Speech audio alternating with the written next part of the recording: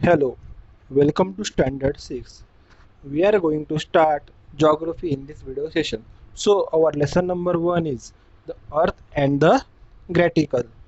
So, first topic आहे make friend with map.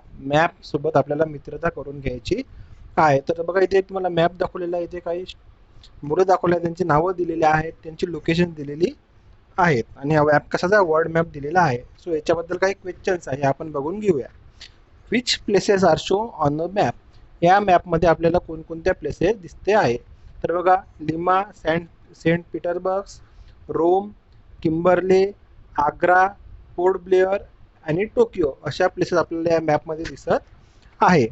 तर second question आहे in which city is the Taj Mahal located. Taj Mahal जो आहे हा कोणत्या सिटीमध्ये लोकेटेड आहे. तर बघा ताजमहल हा आग्रा सिटीमध्ये लोकेटेड आहे. तर कसं सांगायचं आपण, the Taj Mahal is located in the city of Agra.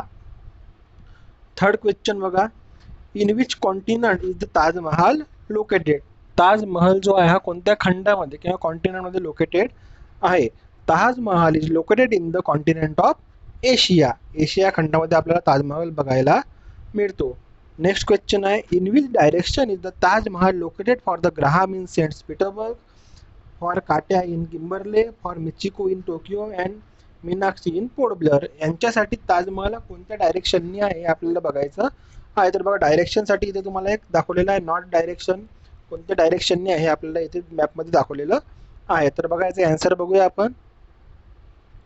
The Taj Mahal is located in the south east sub direction for Graham, in the Saint Petersburg, in the northeast direction for Kata in Kimberley, in the southwest direction for Michiko in Tokyo, and in the northwest direction for Meenakshi in Port Blair. या डायरेक्शननी Taj Mahal located आहे. Next question बघा काय आहे. Shahid in Agra is specifying the direction in which the other lives, how will he express them.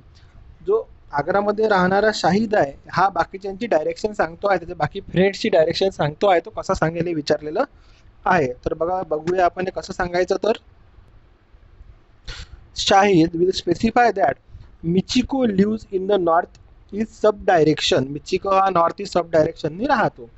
Meenakshi lives in the south east sub direction, आणि मीनाक्षी ही south east sub डायरेक्शननी राहते.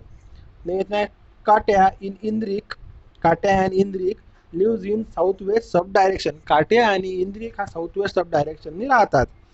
Natalia and Graham lives in north west sub direction. Natalia आणि Graham हा north west sub डायरेक्शननी राहतात असा शाहिद सांगेल. सो नेक्स्ट क्वेश्चन बघा in what direction will Natalia in Rome and Indrik in Lima say the other child lives, will their answer be the same.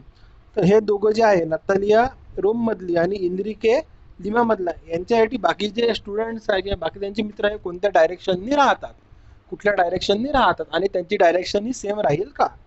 तर बघा Natalia will say that Indrik lives in north west sub direction. इंद्रिके हा north west sub डायरेक्शननी राहतो. And Indrik will say that Natalia lives in the north east sub direction, आणि इंद्रिकामध्ये Natalia ही north east sub डायरेक्शननी राहते.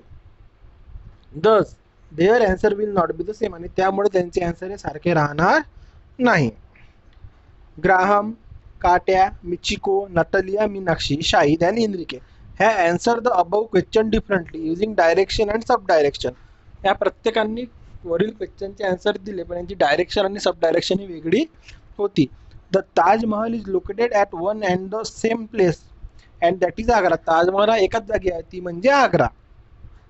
However, when each of the children told the direction from their respective places, the answer were different. पण ताजमहल बद्दल सांगताना प्रत्येक जण हे जे आन्सर सांगत आहे की कोणत्या डायरेक्शनने, हे आन्सर वेगवेगळं आहे. This means that the use of direction alone does not help us to accurately describe the location of the place. त्यामुळे तुमच्या एक गोष्ट लक्षात येईल की फक्त डायरेक्शनच्या मदतीने आपण एखाद्या जागेचा ॲड्रेस सांगू शकत नाही, व्यवस्थित सांगू शकत नाही. That is why it become necessary to find a new system to state the precise location of any place of the earth. त्यामुळे एक अशी सिस्टीम तयार करणं महत्त्वाचं झालं होतं ज्याने आपण कोणत्या पण लोकेशनची डायरेक्शन किंवा प्लेस ही एकदम परफेक्ट सांगू शकू. Let us see what it is. आणि आता आपण बघू हे कोणती पद्धत आहे ते. Think a little. Observe the globe in your school. Think about the following questions and then discuss them. शाळेमध्ये तुम्ही ग्लोब बघू शकता, त्याला ऑब्झर्व करून तुम्हाला खालील क्वेश्चनचे आन्सर द्यायचे आहे. There are some vertical and horizontal lines on the globe. ग्लोबवर आपल्याला काही व्हर्टिकल्स आणि हॉरिझॉन्टल लाईन्स बघायला मिळतात. तुम्हाला आता शाळेत तर येतं नाही येणार, पण तुम्ही ग्लोबचं जे चित्र आहे हे तुम्ही गुगलवर सर्च करून बघू शकता. तर त्यात तुम्हाला काही व्हर्टिकल्स म्हणजे उभ्या आणि हॉरिझॉन्टल म्हणजे आडव्या लाईन बघायला मिळेल. Which of these lines are more in number. यापैकी कोणत्या लाईन नंबरमध्ये जास्त आहे, म्हणजे आडव्या लाईन नंबरमध्ये जास्त आहे, म्हणजे हॉरिझॉन्टल लाईन जास्त आहे की व्हर्टिकल लाईन जास्त आहे, आपल्याला बघायचं आहे. What label do the lines have. त्या लाईन्सवर लेबल कोणते हे आपल्याला बघायचं आहे. What similarities and differences do you see in the labels. आणि लेबलमध्ये काय सारखेपणा आहे किंवा काय वेगवेगळेपणा हे बघायचं आहे. Will it be possible to actually draw such lines on the earth. आणि अशा प्रकारचे लाईन्स जे आहे आपण अर्थवर खरोखर आखू शकू का. तर बघा असं शक्य नाही आहे. ग्लोब आपल्याकडे असतो, लहान असतो, आपण त्याच्यावर कोणती पण लाईन आखू शकतो.